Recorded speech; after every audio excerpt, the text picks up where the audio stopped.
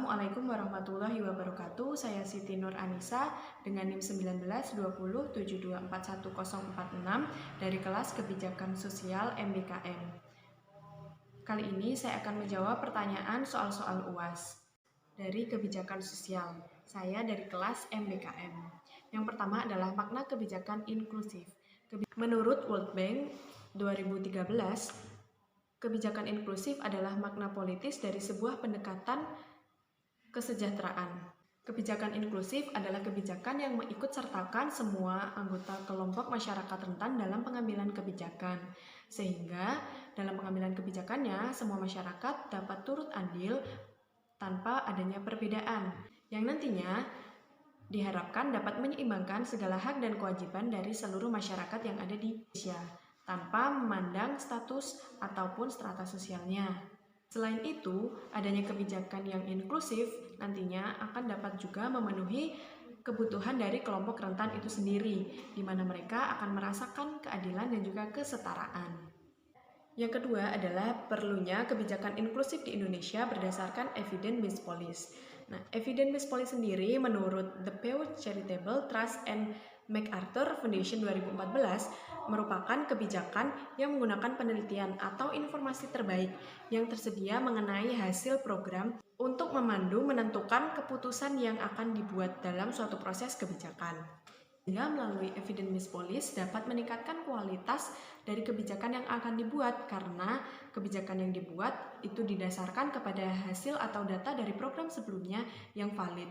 Dan melalui kebijakan yang inklusif, maka kualitas dari kebijakan juga akan lebih baik karena mengikutsertakan segala elemen tanpa membeda-bedakan, dan semua dapat merasakan hasil dari adanya kebijakan tersebut. Yang ketiga adalah peluang dan tantangan dalam mewujudkan kebijakan inklusif di Indonesia. Tentunya mewujudkan kebijakan inklusif di Indonesia tidaklah mudah, karena sebagian besar masyarakat Indonesia menganggap bahwa kelompok rentan itu tidak produktif dan juga memerlukan belas kasihan. Akan tetapi sebenarnya kelompok rentan juga dapat melakukan apa yang bisa kita lakukan secara umum. Namun di Indonesia sendiri sebenarnya kebijakan inklusif mulai dilakukan. Seperti contohnya pada tahun 2018, Indonesia telah melaksanakan Musrenbang, di mana di dalamnya diikutsertakan para kelompok rentan. Namun yang perlu menjadi perhatian adalah apakah mereka betul-betul menjadi peserta yang didengarkan aspirasinya atau hanya sebagai pelengkap peserta. Yang keempat adalah dinamika konfigurasi peran antar aktor dalam kebijakan sosial. Menurut Harmon 1969 mendefinisikan kebijakan publik sebagai perubahan yang berkelanjutan sebagai akibat dari aktivitas politik antara individu dan juga kelompok berkepentingan di dalam sistem politik yang demokratis. Peran aktor sangat menentukan perumusan dan pelaksanaan kebijakan yang dibuat. Namun, para aktor sebenarnya berada di posisi sulit karena mereka harus memilih kebijakan yang sesuai untuk mengatasi suatu permasalahan. Terkadang mereka sebagai para aktor itu memiliki pro dan kontra, baik dari para aktor itu sendiri karena perbedaan kedudukan, pendidikan, dan juga pola pikir.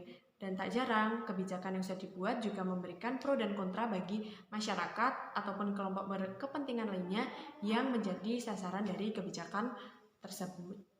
Yang kelima adalah peran dari para aktor kebijakan dalam setiap tahap kebijakan publik, mulai dari perumusan, implementasi, monitoring, dan juga evaluasi.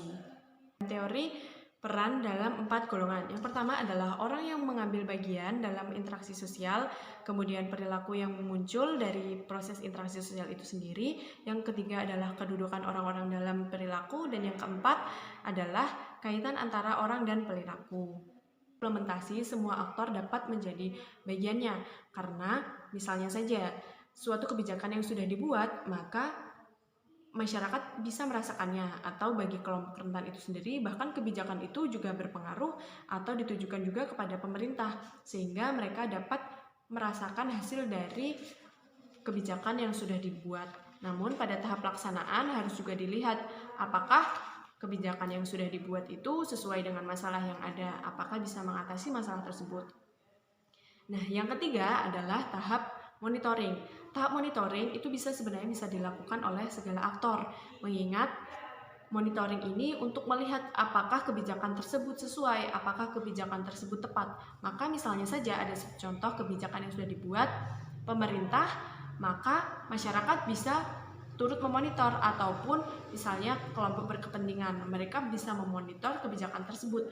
Apakah kebijakan tersebut sesuai? Apakah kebijakan tersebut memang efektif bagi permasalahan tersebut yang nantinya bisa disampaikan kepada pemerintah sebagai perumus kebijakan yang nantinya akan menjadi tolak ukur pada saat tahap yang keempat, yaitu tahap evaluasi.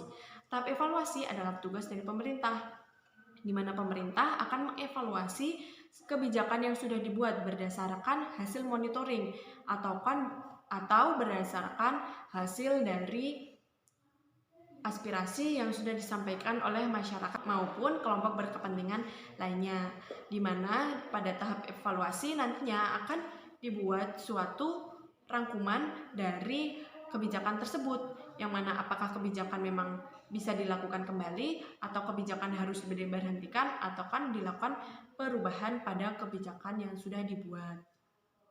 Yang ketiga, saya sebagai anggota kelompok 1 MBKM yang membahas tentang kebijakan perlindungan sosial dengan judul Kebijakan Perlindungan Sosial di Indonesia akan menjelaskan materi yang kami buat.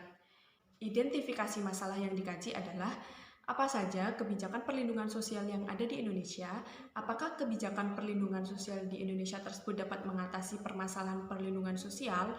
Kemudian yang ketiga adalah apakah tantangan yang dihadapi dalam merumuskan kebijakan perlindungan sosial di Indonesia. Dan yang terakhir adalah bagaimanakah kebijakan perlindungan sosial di Indonesia dengan negara lain, seperti negara-negara di Asia.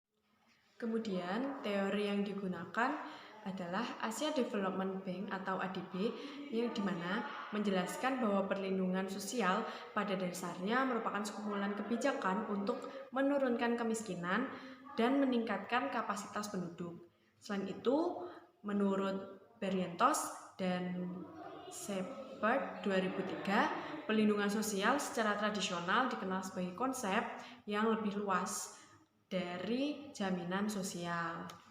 Kemudian menurut Soeharto 2007, saat ini perlindungan sosial didefinisikan sebagai upaya publik untuk menghadapi dan menanggulangi kerentanan, resiko, dan juga kemiskinan yang melebihi batas.